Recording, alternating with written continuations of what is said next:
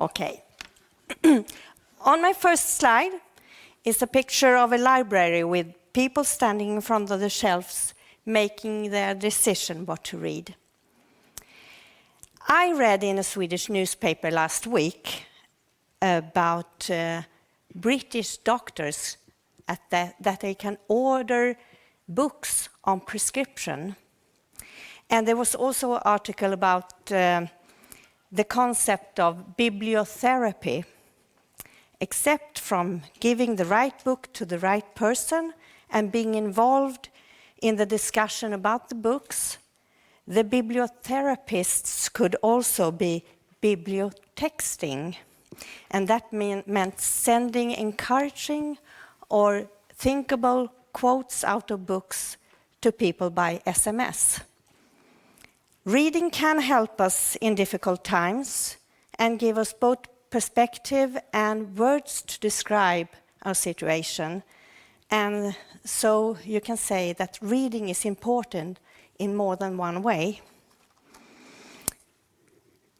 At MTM, we have a mission to provide accessible literature to people who have reading difficulties in reading printed text. And mostly we talk about talking books and Braille books. We produce and distribute books and papers to people in all ages. But we also have an assignment to promote Braille and encourage Braille reading in Sweden.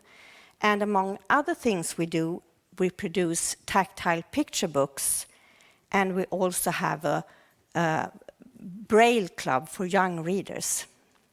And today I will present the Braille bag, and it's a program intended for families with children who will become Braille readers. And if you want to take a closer look at the material, you can come to our table in the exhibition in the fika break. In Sweden, when we talk about Braille readers, it's a very few numbers. We have no records, but we usually estimate it to between 2 and 10, maybe 12 children born every year is to become Braille readers. Sweden is a long stretch country. We have major cities and rural areas, and these children are of course to be found everywhere in the country. It also happens that a child, after being a print reader, eventually is to become a Braille reader, and sometimes our program is suitable for those families too, but mostly it reaches out to children with severe visual impairment or blindness from birth. And the slide shows the number I presented and children's hands reading a tactile picture book.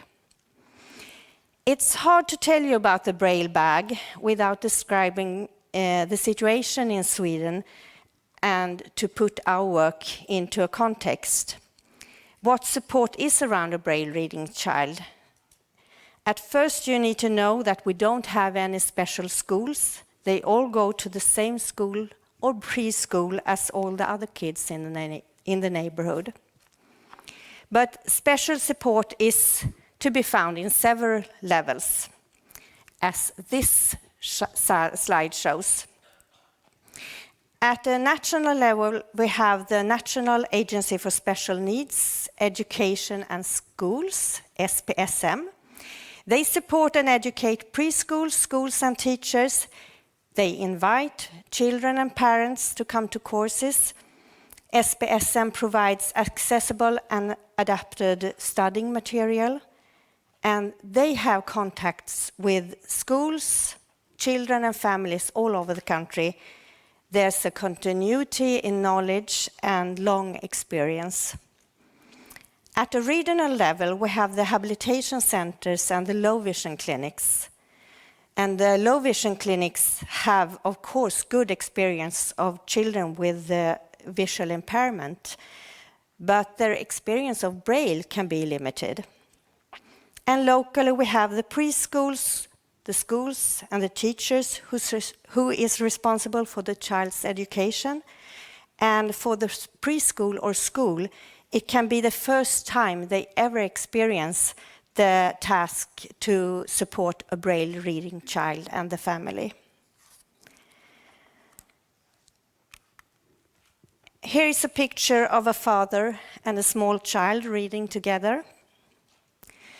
We can imagine that the parents also face a completely new situation. They have to find out how to make daily life work, find other ways to stimulate the child than the common one. And it's for real a challenge. And when it comes to future reading and writing, the family must get to know Braille. And the only experience they already have is perhaps the marking in the elevator or on medical packages. How do you do this? Where is it? What is it? Those children who have had plenty of reading experience have an advantage when coming to school. The professors Torleif Höjen and Ingvar Lundberg writes in their book about dyslexia, and this is my translation. Those children, they understand writing. They already figured out the meaning of writing and what it's used for. They are familiar with how information is presented in writing. They know how words is formed to sentences and paragraphs, and how all of this creates a story. So we know that early experience of reading is important due to future literacy. Children reading Braille have the same need, but perhaps not the same opportunities. They have to get acquainted with letters, written text, and books as any child.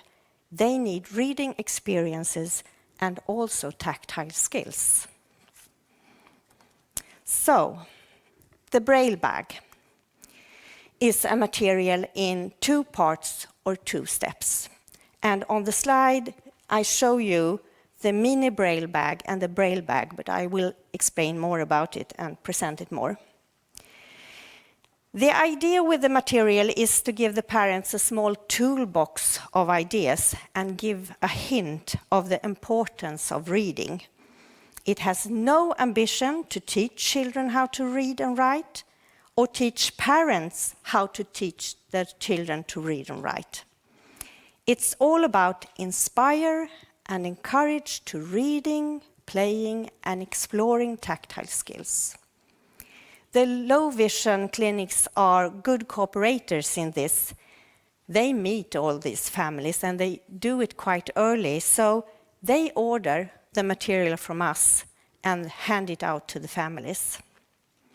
The content in the material has been evaluated and changed over the years, and today it has been compiled according to the principle: easy information, something to get started with, ideas for own creation and play, and of course a tactile picture book. So, at first we have the mini Braille bag, and on the slide you can see it. It's a small soft bag with a small tactile picture book in it. And it's for the youngest. We think about the age when a sighted child gets its first cardboard book. It includes a tactile book. It's a very simple everyday story that most families can relate to. The pictures are simple, no need to recognize shapes. It's all about textures. The bag also includes information on where to find more stories and more information if wanted. And one low vision clinic told us that it may be the family's first encounter with Braille.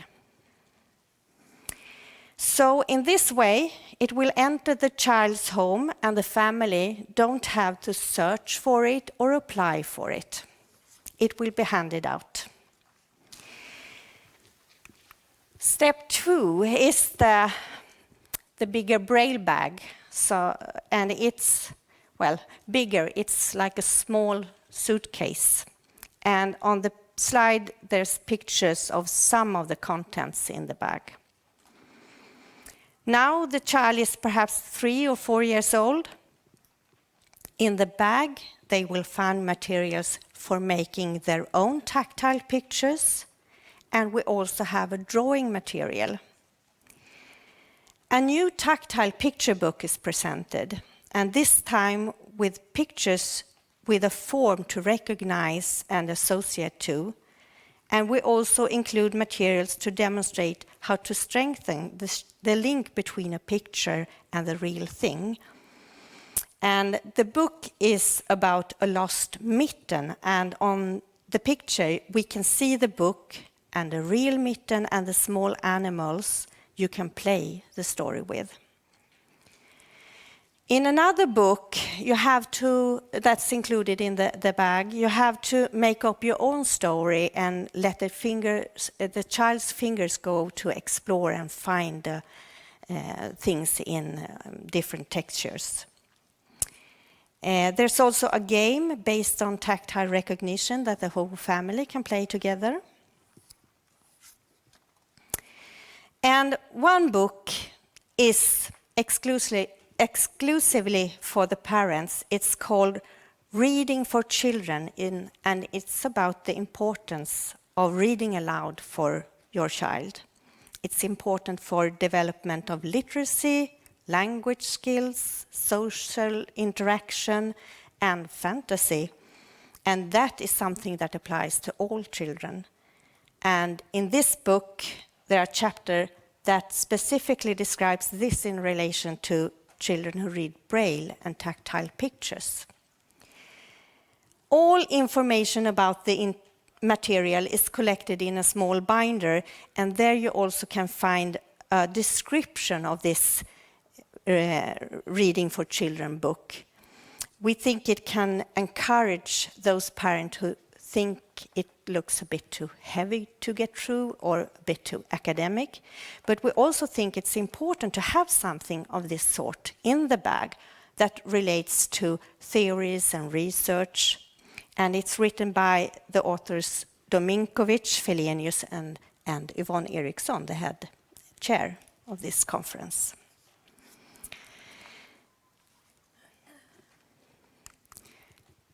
So, why do we do this?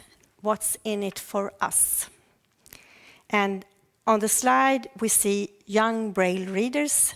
There's a girl, she's about 9 or 10, reading alone, and a small girl, perhaps 3 years old, reading together with her mother and father, and a not that willing cat. Well, at MTM, we make Braille books, so of course we want good readers even if in the future asking for our services.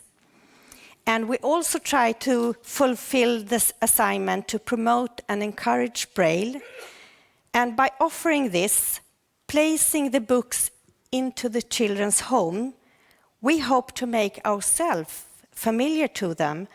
We hope it makes the families open for our services, and that they will find us and borrow our other tactile picture books we make. There is so much they have to find out for themselves, deal with, get into, so it's nice to have something served. We hope we send a message that literature, reading, and Braille is an important part of the child's life, and it does not need to or should not wait until school. To read together is significant for future literacy, and Braille reading child have the same need to discover their written language early, like all children. So we have to provide them with books that are interesting. However, tactile reading, both pictures and text, is not just about being exposed to it. It takes skills, experience, and hopefully the Braille bag can inspire the parents to give their child just that. Sweden is a privileged country with the resources to maintain a program like this, and it's about a small group of children. Their needs are exactly the same as for all children, and yet also special. You can say that we invest something here and hope that it, in the future, will result in good Braille readers who want to read a lot. For reading is something that enriches life and that everyone should get to experience. And I will try to end this by giving you a bibliotext. Though I'm not a bibliotherapist or even a librarian, but reading is important. And this is a quote from Orhan Pamuk, the Turkish Nobel Prize winner. He writes in his book, The New Life, "I read a book one day and my whole life was changed." Thank you.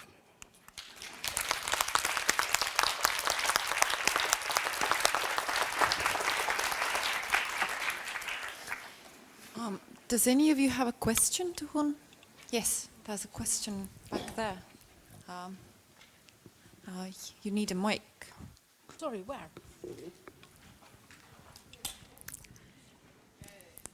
Tactile books are used to be very expensive. Is it possible to make them cheaper? Because if you want a child to get in the sea of books and literature, you have to make them cheaper. Well, in Sweden, they aren't that expensive, you could say. They're very funded by governmental money. And we have all our tactile picture books is to be borrowed. So there's no, you can't say you can't get to them. And at MTM, all Braille loan takers, they can phone us and have the books sent home. So it's quite easy, but you have to get the parents to know that they have access to all these books. Anybody else? Oh, that works better. Yes, my name is Gerd Tobiasson Jackson and I work at the Resource Center Vision in Örebro. I will just say that we do have a special schools for children with visually impaired, but there are children with other disabilities, and it's not so many. It's about 25 to 29 pupils today, and they come from whole of the Sweden, but they do have other disabilities, and some of them are good Braille readers. Thank you. Anybody else? I actually have a question. In the beginning of your presentation, you mentioned the doctors who have a right to prescribe books. I really like the idea, but I would be worried a bit as well. But would MTM like to have the right to prescribe books? No, that was not my point. It know. was just interesting to see how literature can be useful in so many ways. I hadn't heard about this. It's a project called Reading Well, I think, and it was an article in the newspaper last week. So it even comes to that doctors can order it on prescription. But we don't, because we have no authority on that matter. Right. Thank you very much. Thank you. Can I ask all the presenters to come on the stage for a moment? Because I have to hand you over presents.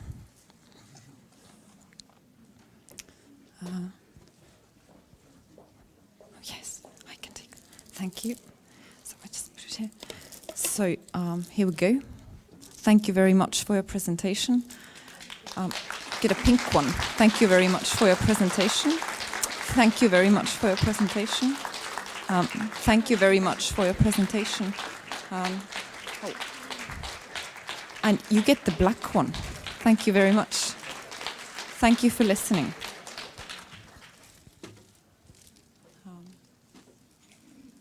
So I think we're done for the session. No, are we not? Oh, it's lunch. Can you perhaps say that yourself?